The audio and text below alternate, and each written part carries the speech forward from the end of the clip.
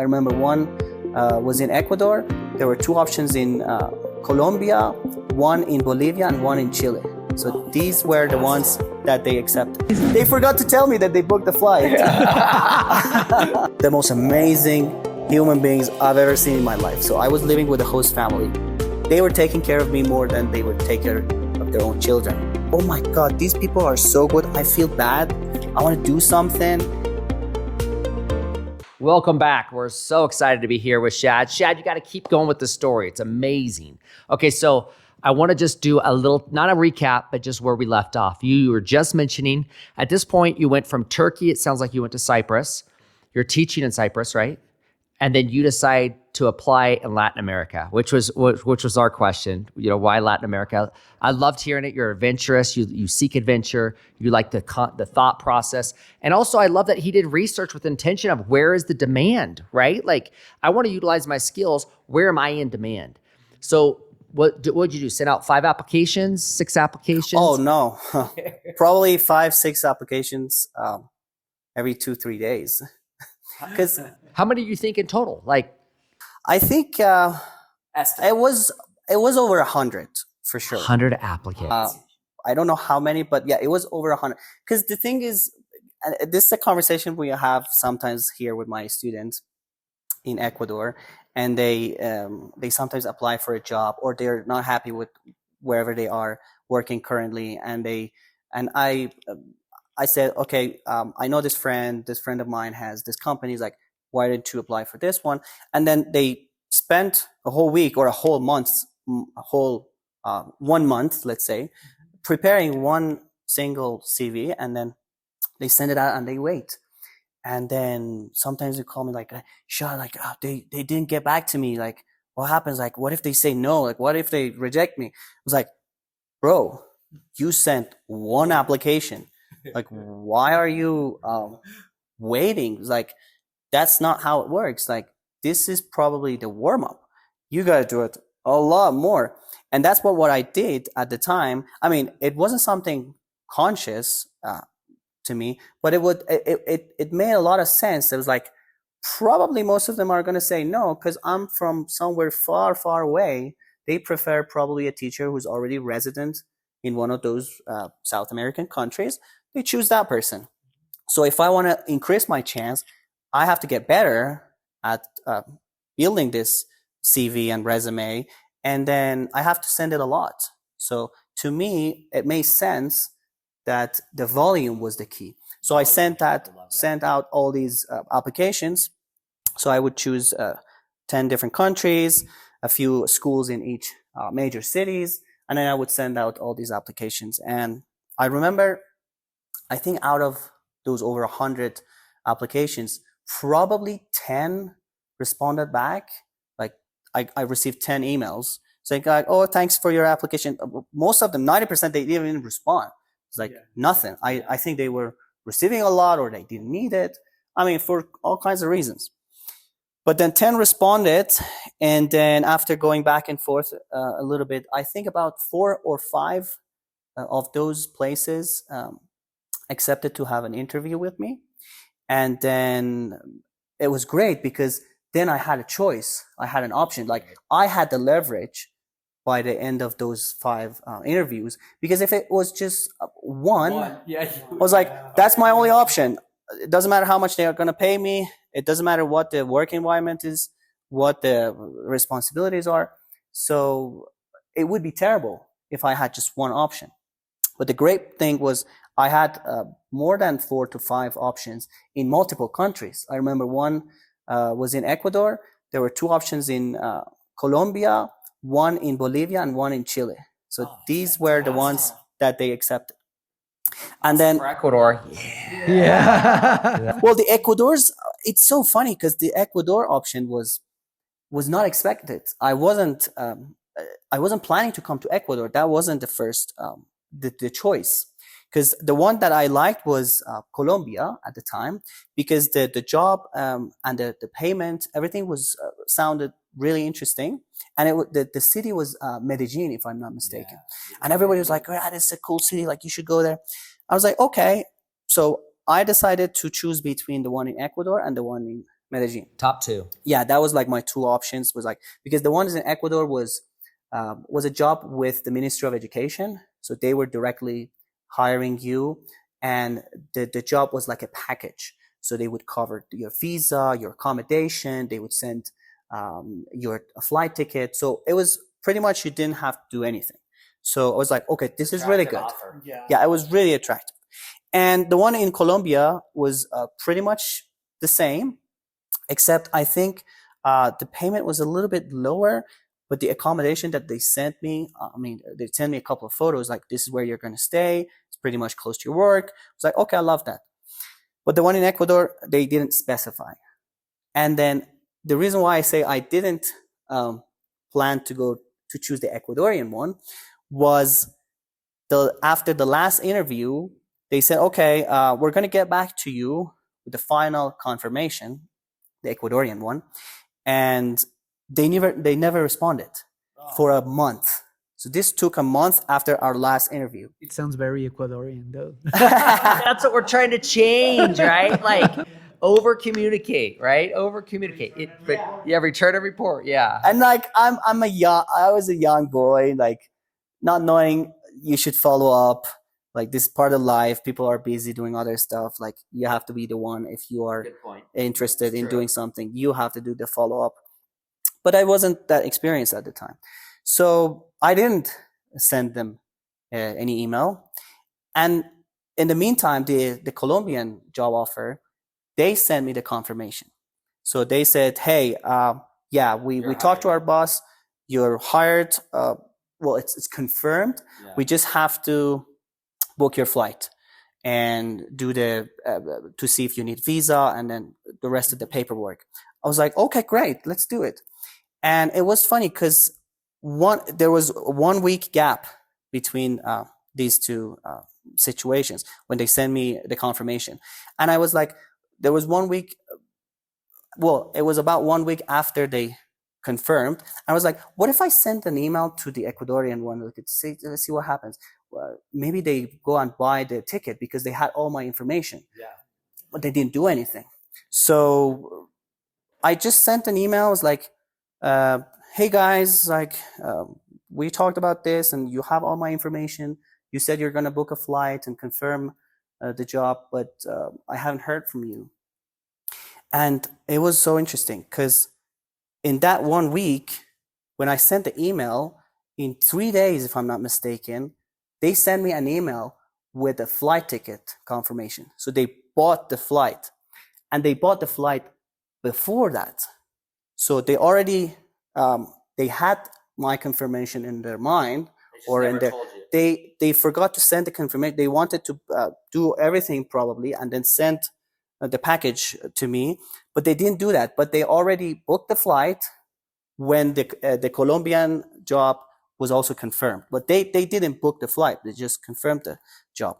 And it was so scary to me. It's like, oh my God, what if they also buy the flight? And it's like, what do I do? Like, I don't want to be in any situation. Yeah. I was like, and the moment I saw the flight confirmation, was like, I sent the email to the Colombian school. I was like, hey, sorry, I got another job, so I'll get back to you. Like, I just ended that conversation. And that's how I ended in Ecuador, because they booked the flight first. Kudos to Ecuador for just assuming the sale. Yeah.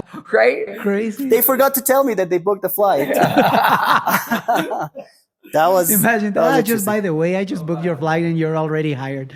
What? Didn't even know. So when you got here, where were you assigned? Where did you end up? What city did you first start teaching English in?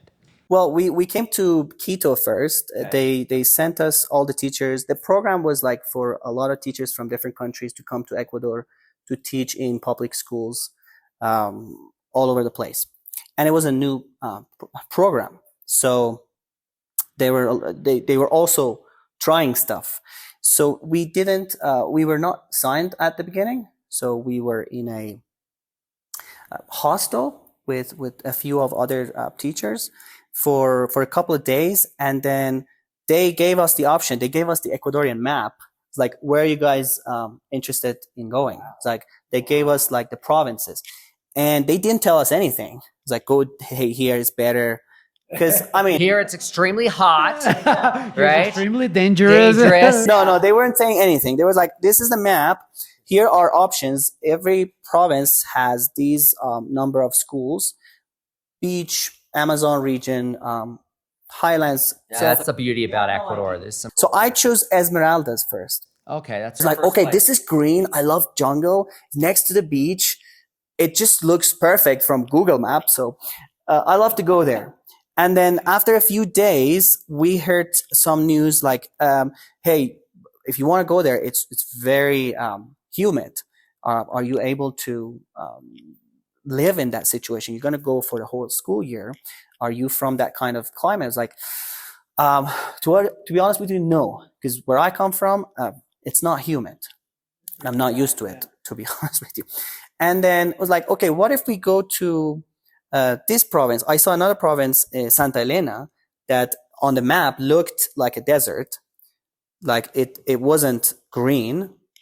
And then I found a few schools that were right at the beach. I was like, oh, this is the place I want to go to, because I love the beach. This doesn't look humid because it doesn't look that it has a lot of trees. So that was my thought. I mean, you have no idea. And I chose that place. So after a few days, they sent me to that school. I loved it. I stayed there for the next 7 months. 7 months you were there. Why did you leave there? Why did I leave? Yeah. At the end? Well, they couldn't finish. They couldn't finish the program. That was the problem, because the program was new, so they couldn't end it. I mean, they had problems with the paperwork, with all the budget, and they couldn't end the program, so they had to finish it. You didn't decide it. No, it no, was no. a decision made for you. By the Ministry of Education, like they ended the program. Yeah, we were about. I think we were about 2 months to the end of the school year that they say, "Hey guys, the program is ended. You got to go back to your country." It's like, or figure out something. Do they give you plane flights back home? We had a plane flight, but it was at the end of the program. Oh, so you have 2 months to Yeah. wait with no job. So yeah, you practically couldn't do anything. So, but I fell in love with the community. Like Oh, cool. that small village, they had like about 1,000 people living there, and they were the most amazing human beings I've ever seen in my life. So I was living with a host family. They were taking care of me more than they would take care of their own children. I was like, my food was always there. I could see that. They would eat their leftovers, but they would cook for me as the teacher. Wow. And I felt bad sometimes, like, oh my God, these people are so good. I feel bad. I want to do something. And the children were so cool, because after the school, they wouldn't let me go home and take rest. They would knock on the door because everything was in the same village. So I gotta say something here, and I love that about Ecuadorians, right? Like when I came when I was 19, so Ecuador in Guayaquil, I felt the same. Got sent to Milagro, I felt the same. I got sent to Paute, I felt the same. I just felt the people generally love other people and they take care of other people, and they also highly esteem teachers, and I really like that. They respect teachers and education, and that is great. So where did you go? Did you stay there for another year or two? well, no, the problem was, so they stopped everything. They stopped paying us. They stopped paying the host family. So they were paying something to like a stipend to us, and like something to the host family to keep giving us food and give us the place to stay for us to be able to finish the school year. But then when they stopped everything, I had to decide to leave, because I was talking to other teachers in other provinces, and like some of my colleagues, like, yeah, we got to go, man. Like, we can't stay here. Like, if there's no money, like, we might have a little bit saving. Like, most people decided to leave. But then I was like, okay, I have the host family. My host family, also, they were working there in the school because it was one of the teachers. And so I talked to him. It's like, what if I stay and finish the school year? Because I've been here for 7 months. I want to see the result. I want to see the students' graduation. We had all this time together. I was teaching whole grades, like from the 1st to 10th. That was like, I was the only teacher in that school. So I didn't want to leave like without seeing any result of their graduation, like being with them. So I was like, okay, I'll stay. I can't pay you anymore. But you just let me stay here with the bare minimum of everything, but I just finished the school and I will stay here for the next 2-3 months. So you worked free. Yeah, I practically didn't get paid for the next 2-3 months. But that shows your dedication to the students. I just think there's such a learning lesson. I think a lot of people would just leave. And some circumstances you have to, right? If some people have kids or they had to pay obligations financially, but it speaks volumes to your character that you stayed there and you were worried about the kids. And it also, I have to say, gave the best example to those kids, because those kids now watch, maybe they didn't know all the background, but they didn't have a teacher that just left on them 2 months before graduation. So I love that story. I love that story. To ask you, where did you go after that? So you get done with the graduation, and very cool to that host family if they're listening. You're amazing people that we're hosting. Thank you. Yes. Where did you go after that? Well, once we finished, I had the choice to go back to my country because I had the flight ticket. And it was pretty expensive. It was about $2,000. So I had to either use it, or if I miss it, I just lose the flight ticket. Mm-hmm. Or I had to do something else. But the problem was I didn't have enough saving because I wasn't getting paid that much. And then the last 3 months I didn't get paid. Mm-hmm. And my visa was finished because it was a work visa. My visa was finished 2 months prior to that, at the time when the contract was ended. And then I didn't know where to stay. So like practically I had no option but to come back. So again, I called my mom. It's like, Mom, what's up? Like, here's the situation. Like everything is ended here. I have this flight ticket. I have no money. If I miss this flight ticket, I don't have money to come back. I'm just basically screwed. And it was funny because I was waiting for my mom's confirmation to say, yeah, go back. Because I wanted support. Yeah. It's like, yeah, we miss you, babe. Come here. Kids, just come back. And then my mom and my brother were on the phone. And I was like, why do you want to come back? It's like, what? Wow. It's like, don't come back. They were straight. Another aha moment. No kidding. Yeah. And they said, like, don't come back. You were just there for a year. It's like, look, no visa, no saving. I don't know where to stay. No job. I don't have any job. I don't know anybody. Like, I didn't know Quito that much. It's like, I was in Quito for a few days, and then I went to Santa Elena, Salinas. And then, but they were saying like, no, you could do it. We know you're able to find a job, do something. But at least, this was probably 3-4 days before my flight ticket. And just do a little bit of more research. Maybe you could find something. I was like, okay, let's do it. And I remember I had a friend, our school principal had a friend. We were in a party in Salinas. That man was from Guayaquil. Was a really nice man. Shout out to Aldo. And he told me like, hey, I live in Quito. Why don't you come to my house? I let you live in my son's room. Wow. And go search for a job for a few days. It's like, okay, you don't have, and he picked me up at the terminal, at Quitumbe terminal, when I went from Salinas to Quito. He picked me up. We went to his house. Such a nice man. Nobody does that, by the way. Like, very cool. It's very rare. Yeah. Cool. He's from Guayaquil. He lives in Quito. He gave me his son's room. They put his son to another bedroom, which wasn't a bedroom, I would imagine. And I was there for 2 weeks. I lived there for 2 weeks. I felt bad. That's why I was like searching, like seriously searching. Every day, every morning, they were leaving the house at 7 a.m. to go to work. And I had my suit on, everything, with 40 different CVs printed on my back to go with them to come to the downtown.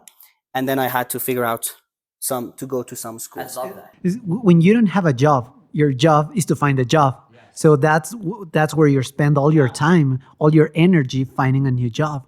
You have nothing to lose. I had literally nothing to lose. And by the time I remember that the night that was the flight, I was still, 2 days in. I was like, oh my God, what if like anything goes wrong? Like I have nothing. Like You have no flight back. I can. And you're going with 40 CVs every day, going door to door. I think this is an important lesson, right? Is to take the job hunt seriously. When you're looking for a job, print out your CVs, go do it for 6 to 8 hours a day, get up out the door by 7 in the morning. That's why you probably got a job, because you're so tenacious. Where did you end up getting a job?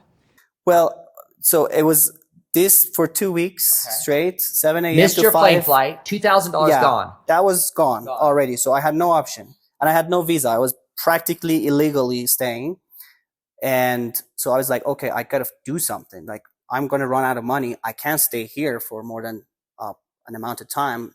I mean, they're friendly, but you can't abuse it.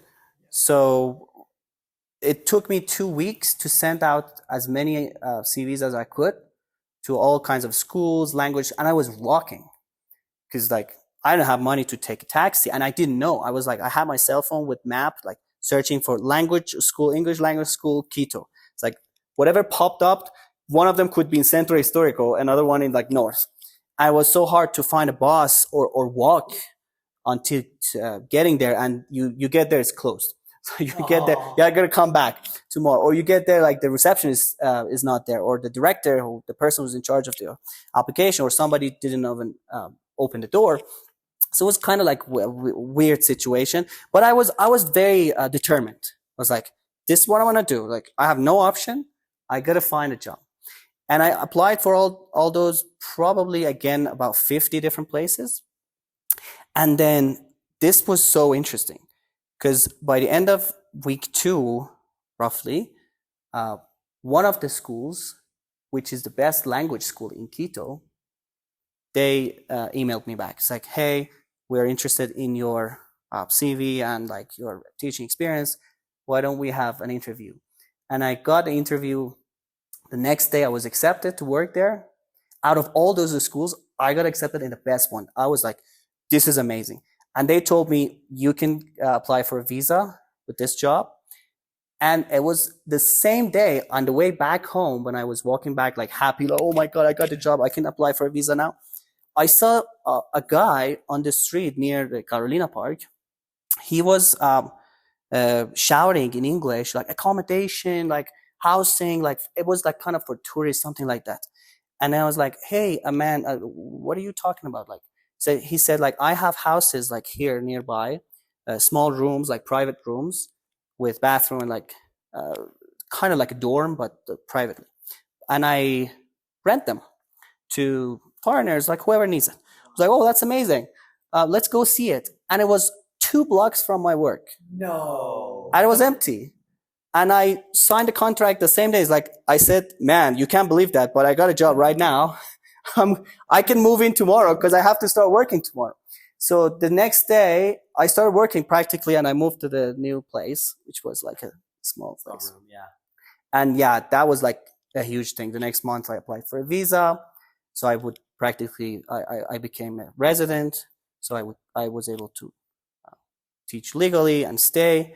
I'm always grateful for Aldo. So, oh yeah, if it wasn't because of him, and my family back home was like, hey, well, you're not coming back. It was like, it was great. But then it's up to you, right? Like sometimes you quit in the middle, but like as I try to adapt, and if I decide that this is what I'm going to do, no matter what, I just went for it.